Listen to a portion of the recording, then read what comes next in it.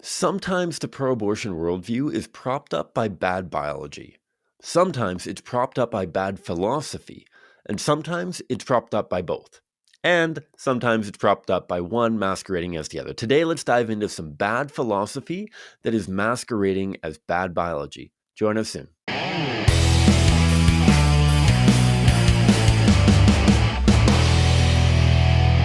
Hi, folks. My name is Cam. I am the host of the Pro-Life Guys podcast, a show dedicated to equipping you with the tools that you need to have compassionate and compelling conversations about abortion so that together we can change minds, save lives, and transform our culture.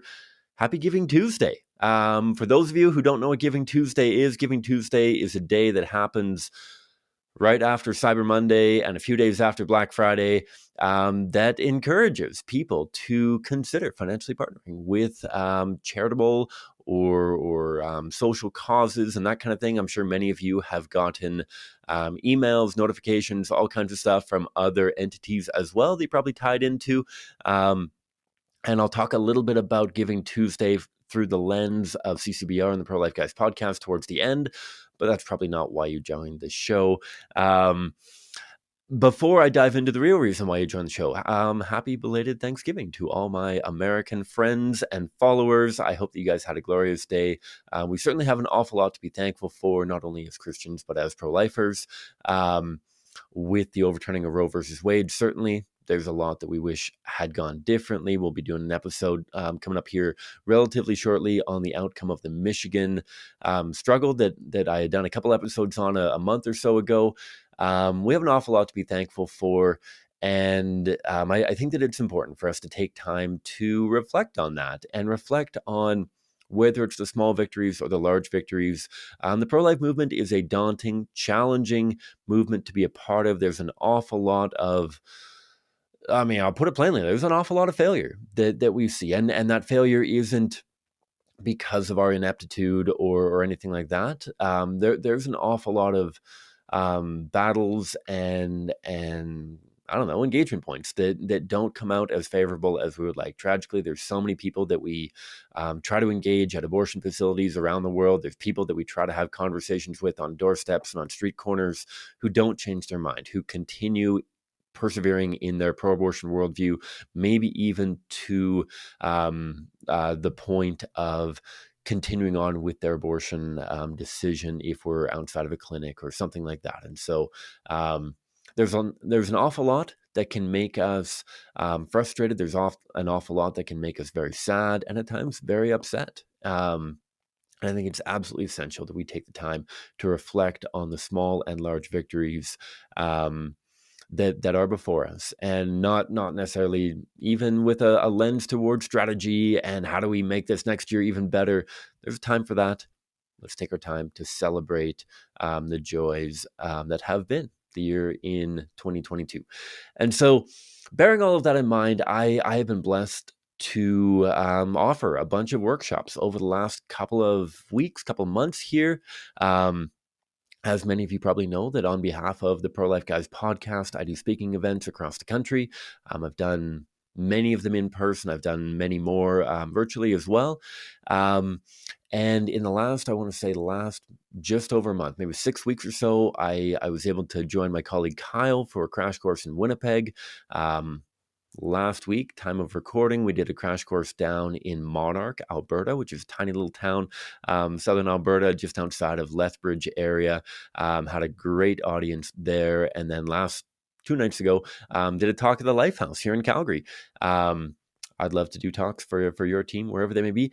But a theme that I have noticed through many of the Q&A sessions at the workshops that I'm giving are questions that present themselves as sophisticated biological arguments, which are really just really bad philosophical arguments masquerading as good biology arguments, but really they're bad biology arguments. And it's just bad philosophy masquerading as bad biology. And this always brings me back a little bit to my time in university. So I went to the University of Victoria, and I thankfully was able to get involved in the pro-life movement there to some capacity. If you want to hear the origin story of some capacity, I'm sure that there's other episodes that you can listen to that. I won't reiterate it here, but I often think of an experience that I had while doing one of our choice chain displays, showing the reality of what abortion does to a preborn child and engaging people in these conversations on the campus at the University of Victoria. And we were set up outside one of the main science buildings where science lectures were held, but also a lot of the biology labs were in there. And so that's obviously where I spent a tremendous amount of my time. We had picked that location because we wanted to talk to biology students because, you know what, nothing against the art students of the world, but we were pretty keen on chatting with some biology students. And so we decided that we were going to set up outside Cunningham building at the UVic campus. And we're having conversations. We were talking to a bunch of people. I was in a crowd of people, and a bunch of them were debating the biology of when human life began. And I was explaining things. We didn't have the human rights argument way back when I was in university. And so I was trying to talk through it. And lo and behold, one of the main head honchos of the biology department. I believe that he was the chair of the biology department at the time. I'm going to name him right here, not for public shaming, but just for the legitimacy of the story. Dr. Greg Bolio came by. He was a very prominent biologist at the University of Victoria. I'd taken a number of courses with him. A brilliant guy, and very sound in genetics and developmental biology and all that kind of stuff. And so I actually was able to haul Dr. Bolio into this conversation. I was like, Dr. Bolio, help us understand this. When does human life begin? And he was like, that's a stupid question. Human life obviously begins at fertilization. And I was like, oh, that's fantastic. And he was like, well, I don't see how that helps you because abortion's totally still the right of the mother. And I was like, what? You, as an expert in biology, just agreed that human life begins at fertilization. We have a distinct living member of the human family at this point, and yet you think that abortion is totally legit. And it surprised me at the time. And we ended up talking through actually a few of the arguments I'm going to talk through today in the episode. But what it showed me was something that was made evident again in a study that we actually covered in like episode 2 or episode 3 on this very podcast. A study done by a fellow out of the University of Chicago who polled professional embryologists and biologists, both in academia and the private sector, asking them, when did human life begin? And the overwhelming majority of them, 96% of them, were willing to admit and acknowledge that human life begins at the moment of fertilization, and yet somehow an overwhelming majority of them still supported abortion. And that's frustrating. And for a lot of us, it's confusing. Like, how could that happen? And unfortunately, that happens because just because you're an expert in biology does not mean that you are an expert, let alone sound in any capacity in philosophy. And I want to walk through a few arguments that get made that kind of try to straddle the gap between biology and philosophy that you've probably encountered at different points in your pro-life outreach that we can kind of unpack here as how do we navigate this? I'm assuming some degree of kind of background in this. I'm not going to walk through the common ground analogy question, the basics necessarily for every single one of them. I'll walk through it for a few of them just to jog your memory. If you are very new to having pro-life conversations or the way that I try to have them, that I encourage you to have them, I'll post a link to a couple of episodes in the description below that kind of demonstrate the format, the roadmap that we want to have for conversations. But without further ado, the first one that I want to tackle, it came up at my presentation 2 nights ago here in Calgary. One of the young fellows that was attending, pro-life guy, he was curious. He said, what do you even do when somebody says, we don't know when human life begins? This is a great mystery. You can't prove that human life begins at fertilization. How do you prove it to them empirically? What kind of studies, what kind of academic resources can you throw their way to demonstrate that? And it was an interesting question because there's 2 ways of navigating the answer to that. The first answer, the most obvious answer to we don't know if preborn children are members of the human species is yes, we do. We can empirically demonstrate and scientifically demonstrate that human life begins at fertilization. We can do that through the two central questions of the human rights argument. First, if something is growing, isn't it alive? I mean, that's a pretty common sense question. And if we have a living organism then, and it has human parents, isn't he or she a living human? So we can certainly do that. We can appeal to authority. We can pull on our smartphones. We can Google when does human life begin. We can go to that study that I mentioned earlier about all of these biologists agreeing that human life begins at fertilization. We know when human life begins. This is not something that's debated within biology circles. We know when human life begins, and so that's why I find it difficult when I get a bunch of keener pro-life high school students that are trying to do a paper on abortion. Like, hey, can you send me a contemporary, cutting-edge article demonstrating that human life begins at fertilization? And it's difficult because there aren't any experiments or anything done to demonstrate that fact anymore. I mean, it's asinine to even try to challenge that question. I mean, in so much as we don't have any contemporary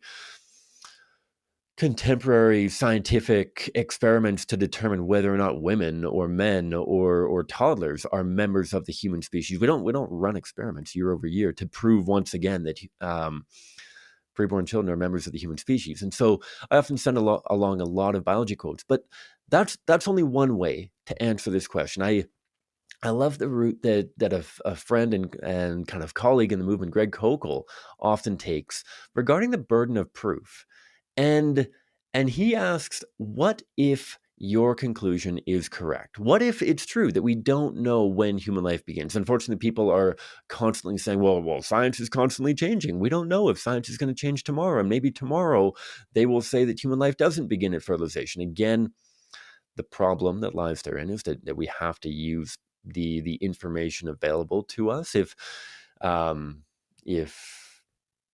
I'm trying to think of an analogy of like if the biological consensus changes on something, then certainly our behavior around that is going to change. But until we know otherwise, we have to use the information at hand. Let's give them the benefit of the doubt. Let's say, for the sake of argument, that we don't know when human life begins. We don't know if a preborn child is a member of the human species or not. We don't know if a zygote, an embryo, a fetus who has human parents is a living human or not. That doesn't actually play into the favor of the pro-abortion worldview, right? Because if we don't know if we're killing a human being, then we have to err on the side of caution. Right? The burden of proof is on them to demonstrate that human life does not begin at fertilization. It's not enough to say that we don't know, or that the evidence might change, or that the conclusions that our biological community have come to might at one time change.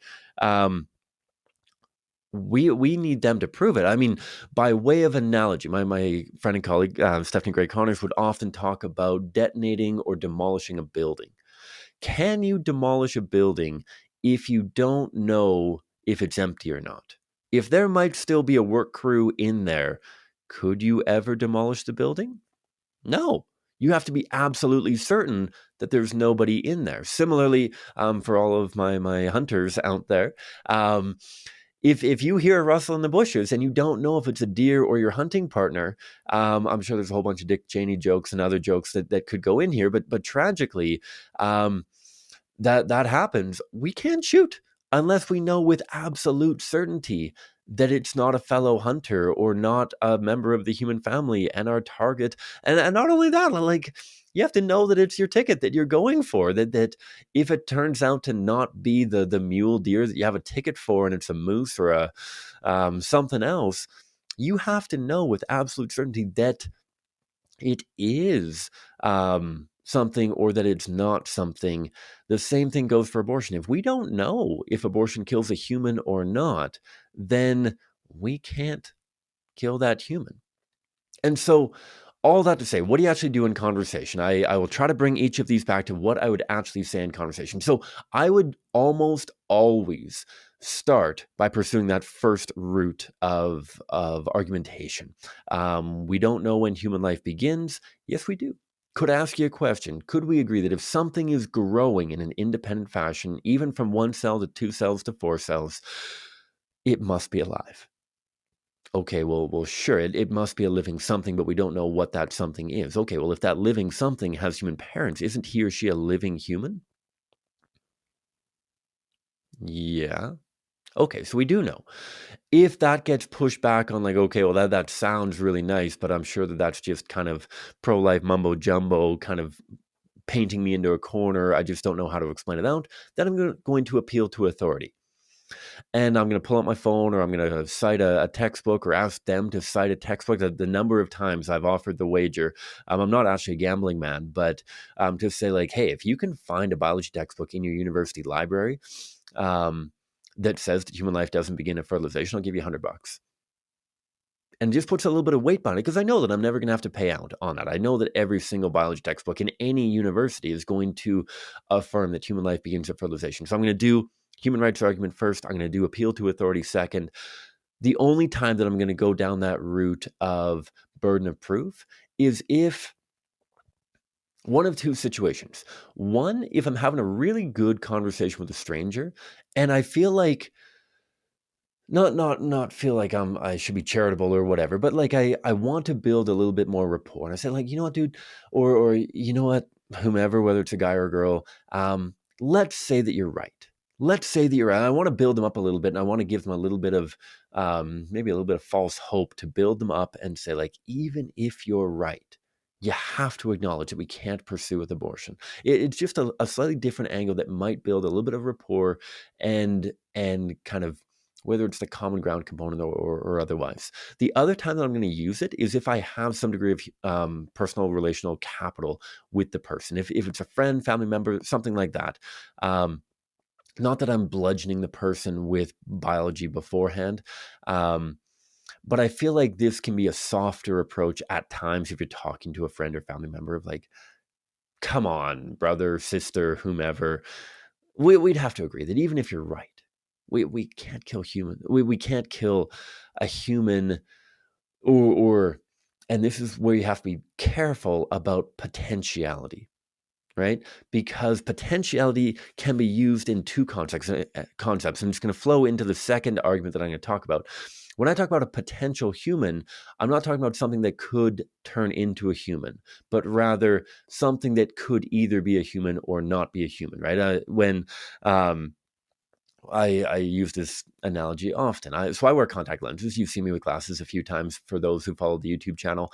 When I don't have my contacts in, there are things that could be spiders or could be hairballs in my house. My wife does an incredible job, and I try to help out wherever I can, keeping the house nice and tidy. But at times, I'll find a little bundle of hair here and there. And there's the potential that it could be a hairball or a spider when I'm looking at it, in that the evidence, as I accumulate more evidence, could demonstrate that it's a spider or it's a hairball. But it's not that a hairball could ever turn into a spider. It's not that it has potential in the future to become something different, but rather, with more information, I will know whether or not it's one or the other. And so potentiality can be used in two different contexts. And so I am using kind of the former context, where it's not a matter of progression, but rather, as we accumulate more evidence, we'll know one way or another. Until we have that more evidence, until we have an absolute conclusion demonstrating that this is not a human being, we can't act. Hopefully that makes sense. Let me know if there's any lack of clarity around that. But let's build into that second question of potentiality. Somebody will say to me, you know what, this is a potential human. Absolutely, they could do great things. This could be a pianist. This could be a scientist. This could be a tradesperson. This could be somebody who does great things, but they're not right now. They're a potential human. Stephanie Gray is a great kind of mentor, and she was definitely the one who did a lot of my formation when I came into being a pro-life apologist.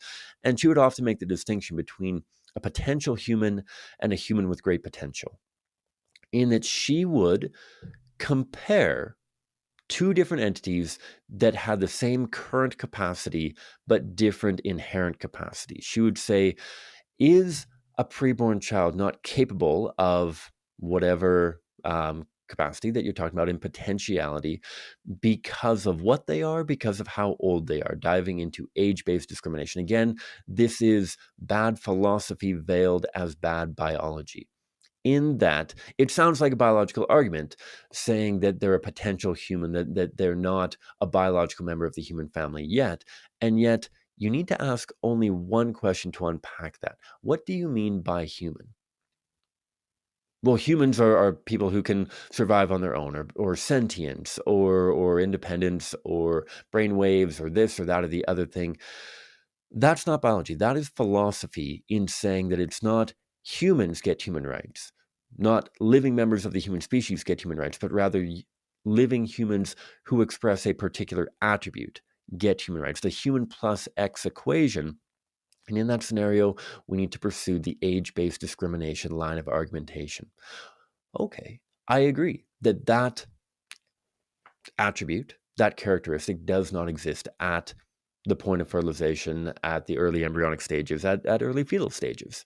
Why doesn't that capacity exist? Why isn't a preborn child able to fulfill that function? It's because of how old they are. And so what we're saying is that you don't get human rights based on your level of development, your age. And how is age-based discrimination any better than any other form of discrimination? That's the primary line of argumentation that I want to suggest. Age-based discrimination, human plus X. Why does that difference exist? This is a potential human. Okay, when do you know that they're human? When have you made it as a valuable human? When you've expressed this um, ability. I mean that's clearly ableism. We're going to dive into that, and we need only ask, why does that difference exist? And why is ability-based or age-based discrimination any better than any other form of discrimination that has tragically played out throughout history? So that's the primary line of argumentation.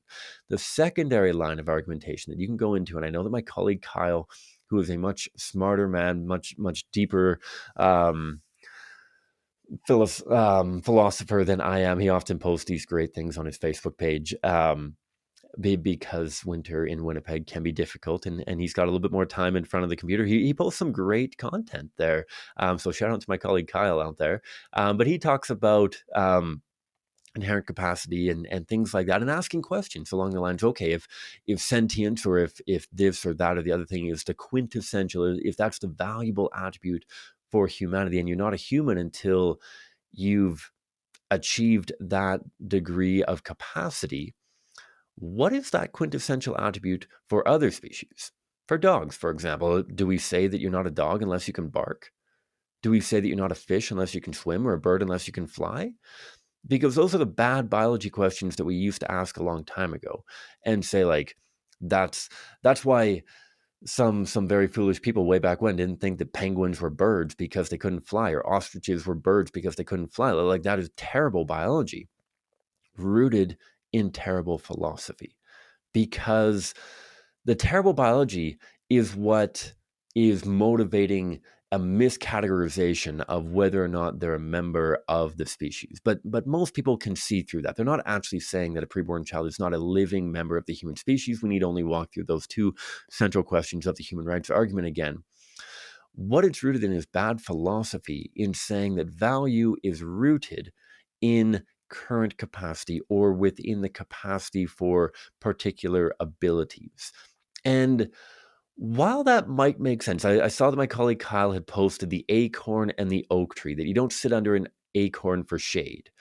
And that's a very utilitarian approach, a very ableism approach, that certainly we don't ask our infants or preborn children to perform heart surgery, but we don't get human rights based on what we contribute or what we can and can't do. There's only one thing that we all share to the equal degree amongst the human family. There's only one thing that we all share to an equal amount, and that is our membership in the human family. We're all at different stages of development. We're all different sizes. We're all different environments and degrees of dependency and all that kind of stuff. The old sled argument from way back when.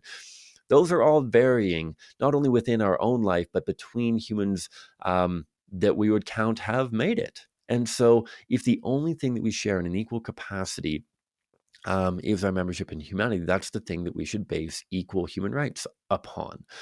And so that's something that we can do as well. If the primary line of argumentation of understanding what they think is necessary to be counted as human, asking why that difference exists between born and preborn children, and following that up with why age-based or ability-based discrimination is any better than any other form of discrimination. If that line of argumentation either becomes dry or you want to explore another line of argumentation, you can go that route of of why is that ability not expressed, and is it again a function of age or a function of kind?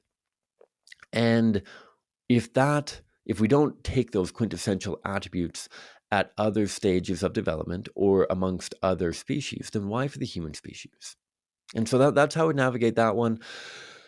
Next one that I'm going to touch on briefly, just a clump of cells. This is a really bad argument. Clump of cells, it's tied in at times with but looking at a preborn child, or can you distinguish a one-cell human zygote from a one-cell chicken zygote or dog zygote or elephant zygote or anything else? We can't even tell that they're human.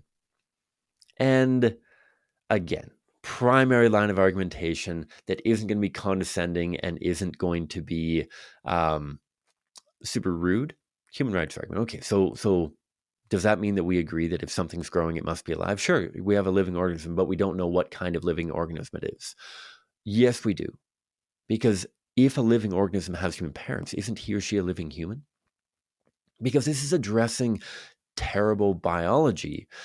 And I'm sure there's some terrible philosophy steeped into it as well. But as we mentioned earlier, the fact that you don't know whether or not the bird flying 2 kilometers away that you can barely see as a speck in the sky, you don't know whether or not that's a bird or a bat, doesn't mean that it can't be known or that it isn't known, right? The fact that you don't know what species an organism belongs to doesn't mean that it can't be known or isn't known.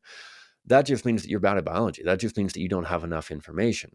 That just means that you're not asking the right questions at times. And so if we can be a little bit more jocular with the person we're talking to because we have a little bit more relational capital with them, we might be able to ask some of those questions or kind of point out some of those tongue-in-cheek answers of, you know what, are you saying that nobody knows, or are you saying that you don't know? Are you saying that nobody can differentiate a human embryo from a chicken embryo, or that you can't differentiate? Because that's a huge difference. The fact that you don't know the difference between the two of them doesn't mean that nobody else knows the difference. We can know the difference, but from this third question of the human rights argument, if a living organism has human parents, isn't he or she a living human? We can know right from then. Any biologist who has any kind of data on the lineage or the genetic sequencing, right? We know that human genetics are very different from chicken genetics and whale genetics and all that kind of stuff. That means nothing. The fact that you don't have enough information to make a concrete decision says that you need to accumulate more information, because again, as we talked about before, the burden of proof is to say, unless you can prove that it's not a human embryo, until you can prove that this isn't going to kill a living member of the human species, we can't do anything. If it turns out that somehow this is an embryo of a different species, then our behavior, our conduct might be different, but the burden of proof is on them. So again, we're going to go through the human rights argument. Something is growing, isn't alive. That living organism has human parents. Isn't he or she a living human? And then we might be able to, depending on our relational capital, offer some of those jocular kind of statements or questions of, is this a matter of your knowledge, or do you think that nobody knows? Because there's a lot of things that I don't know, but that doesn't mean that nobody knows. That doesn't mean that it can't be known. It probably just means that I have to ask more questions to get more information. The last one that I'm going to talk about is something that we've talked about on the show again, but I'm going to rehash it just for the sake of new audience members. It does come up very frequently. I feel like it's gaining traction on Twitter posts and signs that counter protesters will hold. Just the parasite. Preborn child is just a parasite. And I want to encourage you to not fall into the trap that a lot of pro-lifers fall into, that debate whether or not a parasite can be a member of the same species. Talking definitions is only so helpful because different people are going to use different definitions. My shout out to my friend and former colleague Rachel. I don't know if Rachel ever listens to these episodes. She knows as much as I do on apologetics. She was a staff member for CSPR for a long time. Rachel and I used to debate all the time the definition of what is and is not a sport.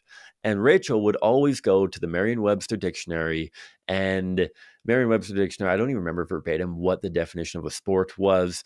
I disagreed with it. I think that a sport demands an objective metric of success with some degree of physical exertion. And so it's not just a metric of success. Board games are not sports. Sorry, guys. Board games are great. They're not sports. And artistic things that are measured not on a standardized metric, but rather an opinion poll, don't qualify, in my opinion, as sports. They're incredibly difficult. Don't get me wrong. Gymnastics, obviously, I know the gymnastics and figure skating. I'm sure that I'm shooting myself in the foot here a whole bunch for any gymnastics or figure skating people. Gymnastics are incredibly difficult. They require the highest degree of physical aptitude. I don't think that often the way that my understanding of gymnastics and the judges' evaluation of the artistic expression and how well they integrated their physical prowess with the music that was being played, I don't think that makes it a sport. I don't think that running is a sport until you put a finish line.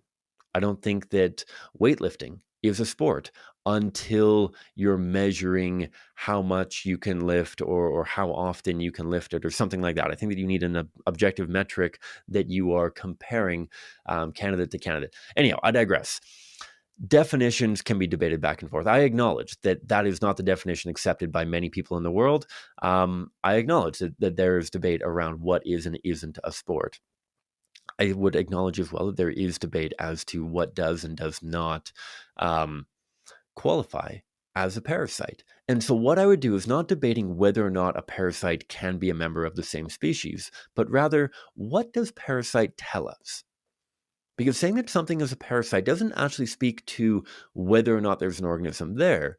It speaks to whether or not the organism that is there is in a balanced relationship. Arguably, what calling something or someone a parasite says is that they are taking more than they are giving, right? A mosquito is a parasite because they are taking an awful lot and they're not giving you anything, or certainly not anything that you want, right? And so it describes a relationship between two organisms. And so inherent in saying that a preborn child is a parasite, they are acknowledging that this is a living organism, an independent organism, and bearing that in mind, describing that relationship between that organism and their parent. They'll kind of callously characterize the parent as the host, but characterizing the parent as somebody who is giving more than they're getting. And you're going to trot out the toddler in that scenario. You're going to go through common ground analogy question in this capacity. Rather than starting with the human rights argument, common ground analogy question. You know what? You and I agree that the relationship between a preborn child and their mother is not a balanced relationship. They are taking way more than they're getting. Asterisks here, do not argue that they are giving more than they're getting, because a lot of the metrics that we're going to use, I agree that they give joy and happiness and hope and all these kinds of things. They're very intangible. Don't debate whether or not a preborn child gives more than they get.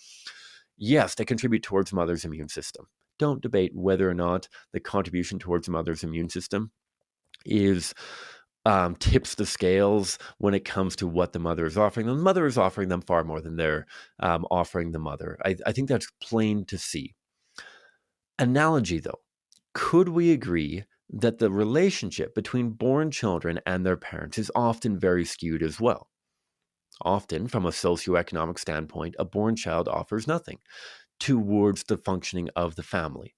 And so it'd be very easy to characterize the relationship between a born child and their parents as a parasitic relationship where they're taking far more than they are giving, particularly in the early years of their born life. But you can make a tongue-in-cheek joke. Humor is very valuable at times in these conversations about teenagers, about that 40-year-old who's still living in his parents' basement. Many people would characterize that as a parasitic relationship, and yet we can't kill born humans who have an unbalanced relationship with their caregivers and providers. And if we can't kill a born child who has a quote unquote parasitic relationship on those around them, then why a preborn child? Well, it's not a child. Human rights argument. Can we agree that all humans get human rights? Yes, we can. If something's growing, isn't alive, that living organism has human parents, aren't they a living human? Yes. Doesn't that make abortion a human rights violation? Bingo, bango, bongo. Your name's Roberta Luongo. As the saying went in Vancouver for so long. Those are a few bad philosophical arguments masquerading as good biological arguments. There's going to be a few more that I do in a subsequent episode talking about tumors and whether or not a preborn child can be likened with a tumor. I'll be talking a little bit about a few other ones in an upcoming episode, but that's 35 minutes of recording already, more or less. Let's talk a little bit about Giving Tuesday. I'm sure that my wonderful colleagues in our fundraising and admin department would have loved for me to take a little bit more of a fundraising focus initially. I know some of you are going to tune out right now because the core content is over. But as Giving Tuesday, I think it's important that we talk a little bit about financial partnership within the pro-life movement, that the pro-life movement functions, CCBR functions based on the generosity of people like you.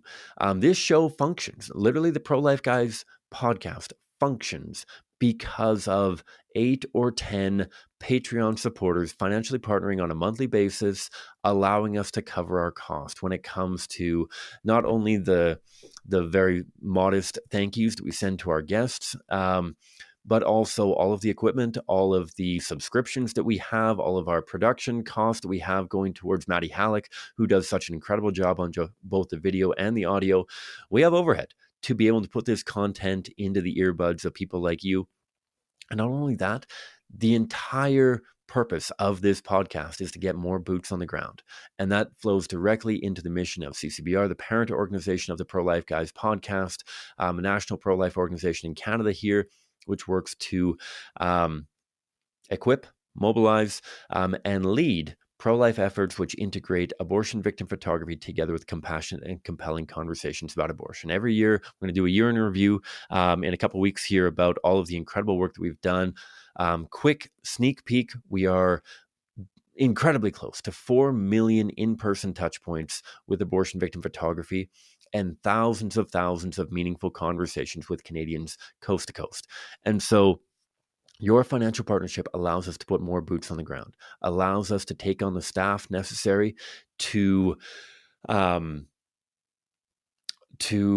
manage volunteer teams, equip them, train them, mobilize them, allows us, we've got 2 new staff members coming on right now. Virginia White, who's an absolute champ that I've talked about before, who's working to mobilize churches across Western Canada. We have Jeff Owen, who's working with community groups across Canada to get them implementing effective CCPR strategies. We have people in Ontario who are fundraising right now. And we have our organization fundraising right now so that we can host and facilitate these now world-renowned internships over the summer. I'm sure that many of you have heard of our internships, 2 and 4 month programs, which equip pro-lifers with the tools that they need to take on leadership within Canada and the global pro-life movement. These only function because of the generosity of people like you. And so if you want to sign up to be a Pro-Life Guys Patreon supporter, please do so. I'll drop the link in the show notes below. If you want to check out a lot of the content that's going to be coming out today from CCBR, follow all of our social media handles on Instagram, Facebook. I'm sure that we were doing stuff on Twitter as well, but mostly Instagram and Facebook.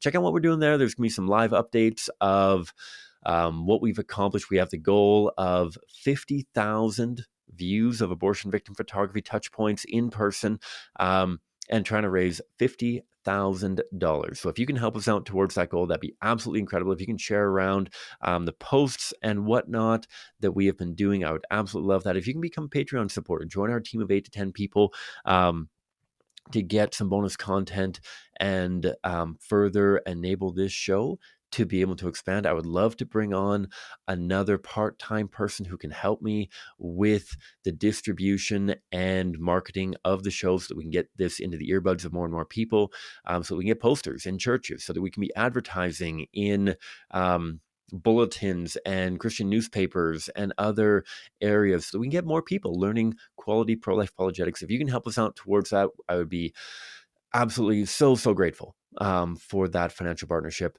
And so please prioritize partnering with pro-life entities because of the desperation and urgency of this issue. There's a ton of good issues out there, and this isn't a matter of pushing down other issues, but rather trying to elevate the pro-life issue, because, as I'm sure that many of you know, but as many of you, myself included, need to be reminded of at a regular basis, there are 300 preborn children approximately killed every single day here in Canada.